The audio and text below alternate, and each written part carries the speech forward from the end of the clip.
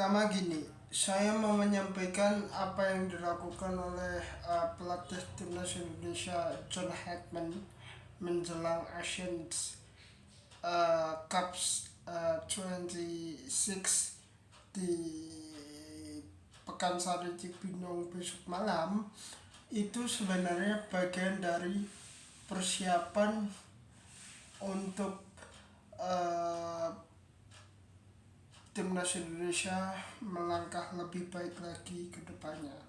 Nah, oleh karena itu, prediksi dari formasi ataupun strategi yang dilakukan oleh teman-teman pelatih timnas maupun head coach ataupun uh, asisten coach, menurut saya juga itu menjadi satu tantangan tersendiri nanti ketika menghadapi Kamboja di pertandingan pertama di Asia Hyundai Cup 2026. Namun pemirsa, kita harus mengatakan bahwa track record Kamboja ini nggak bagus. Kenapa saya katakan tidak bagus menghadapi Indonesia? Karena dari 6 kali pertemuan menghadapi Indonesia, itu Kamboja itu hanya bisa menahan imbang Indonesia, seingat saya, 1 kali. 4 atau 5 lainnya itu dimenangkan oleh Indonesia. Artinya kita menghadapi pertandingan perdana ini itu seharusnya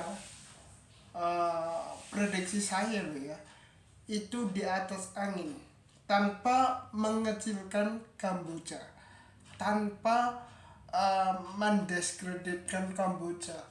Kita harus tahu bahwa Kamboja berkali-kali dia mencoba untuk mengikuti Asian Hyundai Cup ini atau Asian yang lainnya. Formatnya hampir sama, tetapi kalah tactical approach, kalah format lapangannya kalah, bukan hanya format di luar lapangan kita bicara, tapi di dalam lapangan. Nah, itu yang memang hari ini jujur saya mengatakan is the best guns ketika kita formatnya berbeda. Namun harus dipahami bahwa format sama atau beda itu tergantung kemampuan pelatih untuk mencari mana bakat-bakat luar biasa, mana bakat-bakat yang di luar pemantauan dari pelatih. Saya contohkan satu hal. Kalau misalnya tactical Wendy's approach itu dilakukan di luar pertandingan resmi, itu namanya coba-coba, bukan menjadi format satu tackle approach. Yang kedua adalah lingkungan approach atau lingkungan spot system dari para pemain tersebut. Nah, itulah nanti saya mau melihat besok malam ya. Saya mau melihat apakah John Hackman berhasil melakukan tactical approach itu pada saat pertandingan, atau pada saat latihan sudah diterapkan namanya one to tactical approach. Kalau itu dibilang di luar pertandingan resmi, itu mungkin asumsi saya ini, mudah-mudahan salah, masih ditertawakan orang formasi apa strategi begitu tuh. Oleh karena itu besok besok akan saya tunggu apa yang dilakukan oleh John Hetman ini, bener nggak nanti dia mau lakukan tactical approach pada saat pertandingan kick off babak pertama dan babak kedua. Once to picture, dia nggak ada this impossible itu. Once to picture, dia nggak ada possible itu. Maka saya katakan besar kemungkinan dia untuk tactical lari dari namanya formasi 4-3-3 atau klasiknya adalah 4-1-4-1 atau 4-2-3-1. Tapi kalau nyari klasiknya lagi adalah 4-3-3. Nah, kita akan coba lihat nanti John Hetman menerapkan yang mana, ya kan? Menerapkan yang mana. Kalau misalnya dia menerapkan IB sistem yang 4-3-3, berarti harus konsentrasi penuh di lini belakang, lini tengah, serta juga lini depan. Karena di Hyundai Cup besok itu tidak ada yang namanya Ole Romeni, tidak ada yang namanya Marcelino, tidak ada yang namanya siapa itu Dimzik. Tetapi saya yakin tidak ada namanya Bang Jai atau Jais gitu ya.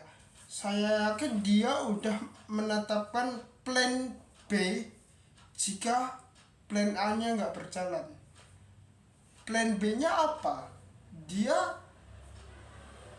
mengikuti dulu alur dari permainan Kamboja, mengikuti dulu alur dari apa yang dimau Kamboja, mungkin 10-15 menit awal. Tetapi setelah 15 menit saya memprediksi akan dikuasai secara penuh oleh timnas Indonesia. Kalau misalnya itu terjadi, ya kita punya keuntungan di match pertama Asian Hyundai Cup ini akan meraih 3 poin pertama di match pertama besok malam. Itu yang memang saya lihat bahwa ini di tangan John Hetman ini, suka tidak suka kita harus mengapresiasi langkah federasi untuk memilih dia sebagai pelatih kepala timnas Indonesia yang senior begitu. Terlepas ada kontroversi ini itu, dan ternyata di FIFA Matchday 2 FIFA Matchday kemarin kita bisa meraih kemenangan secara mengejutkan untuk menghadapi Macau dan Forde. Itu yang saya memang sejauh ini saya mengatakan harus saya turunkan apresiasi saya kepada federasi dan terlebih juga manajer tim nasional, dan tentunya beserta Pak Erik sebagai ketum PSSI begitu.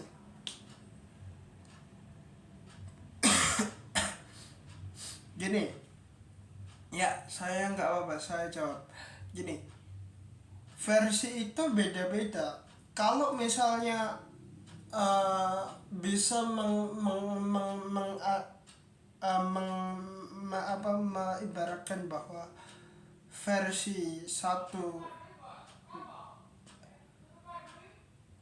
141 atau 1243 itu versinya beda-beda. Namun saya mengatakan lebih baik versi yang berbeda daripada versi yang sama.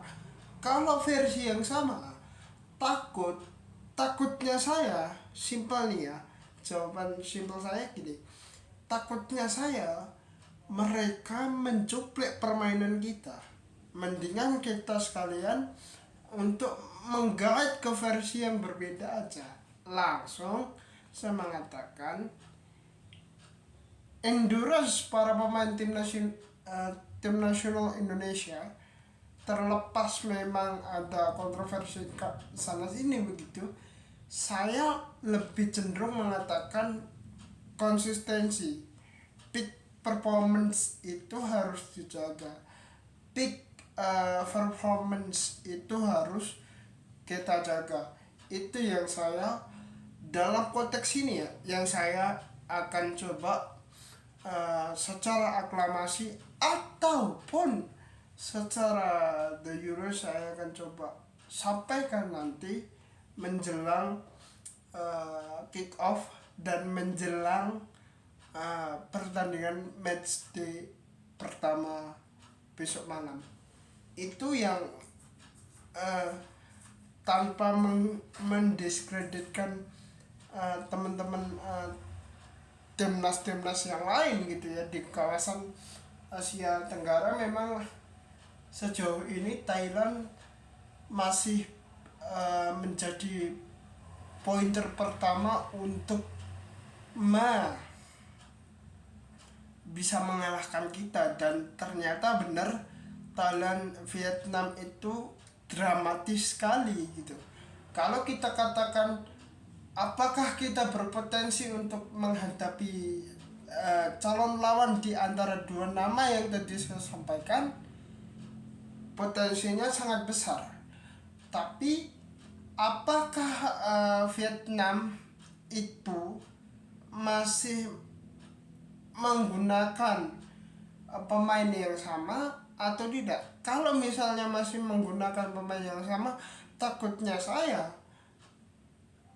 itu terjadi lagi pada saat Francis atau Vietnam unggul atas Indonesia di pertandingan yang lalu juga sudah begitu.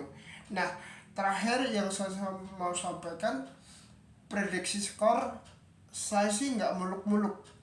Kalau lini depan bagus, lini belakang bagus, lini tengah bagus, end to end-nya bagus, atau midfieldernya bagus, segala macam itu, saya menduga kita bisa memenangkan pertandingan tersebut. Tapi saya kalau soal skor tidak usah muluk-muluk, 1-0 sudah cukup. Saya kira itu yang bisa saya sampaikan. Kita tunggu video ini akan kita tayangkan di